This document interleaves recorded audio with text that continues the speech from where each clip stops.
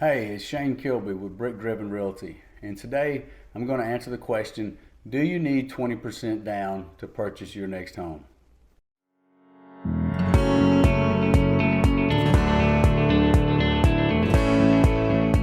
We're always asked, how much money do I have to put down? Or I hear that we have to, I'm under the impression that I've got to put 20% down to make a home purchase. So today we're going to take a deep dive, kind of peel back the layers and see when is a good time to put a bigger down payment, or do we necessarily have to put a big down payment, and when might be a good time to put less of a down payment. The market has been extremely hot over the last few years, but we're about to explain the reasons when and how and why you might need to put down a bigger down payment, but not necessarily that it's a requirement to make that purchase. Now here are a few benefits. One of those benefits might be that if you're able to put 20% down or more on the home purchase, that it could in fact actually lower your interest rate. And if it lowers your interest rate, then naturally it's going to lower your monthly investment into that property as far as the mortgage is concerned. So let's look at another benefit. So if you're in the financial position to put 20% down or even more on the property, then it's going to substantially save you over the life of that loan. Typical mortgages, most often are in that 30-year range. So when you're looking at that amortization schedule, and that's the payment history from start to finish, that shows you how much principal you got going to each payment and how much interest you've got going to each payment, would be substantially less the bigger that down payment is on the front of that home purchase. So let's look at a third benefit, right? So it has been a very volatile market, a very hot market over the last few years, especially the last couple of years, as recent as the 2020, 2021.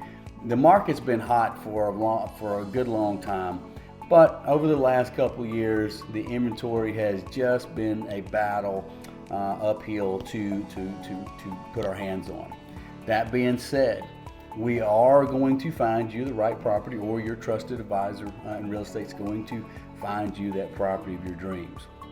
However, the more down payment you can put down, say an example for 20%, a lot of times your seller that you're going to, let's just say going to battle with, in a play of words, not really, but when there's a battle of offers, right? So not necessarily with the seller, but could be, it's not uncommon to see several offers coming in on the same property that we may have an interest in.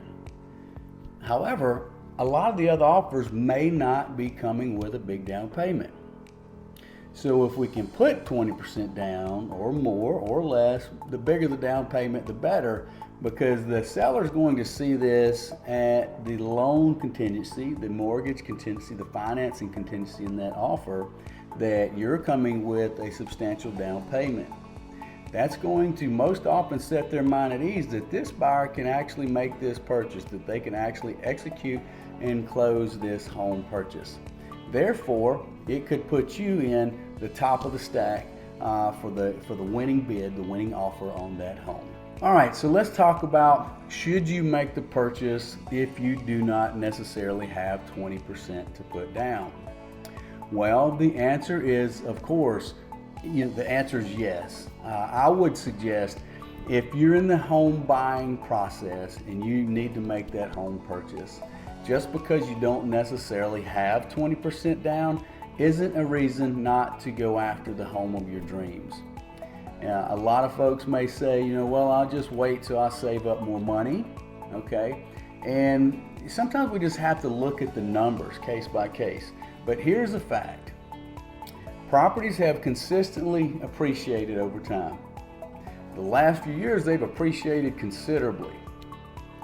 So instead of waiting till we save up specifically to say 20% or 25% or 15%, it's probably going to be to your advantage to go ahead and get in that race now. Say if you've got 5%, 10% down, in some circumstances, you may qualify for, a 97% loan, even 100% financing. But let's just say you had 5 to 10% down to put down on that property. I would suggest and encourage you to, yes, let's go ahead and see if we can find that dream home for you and your family.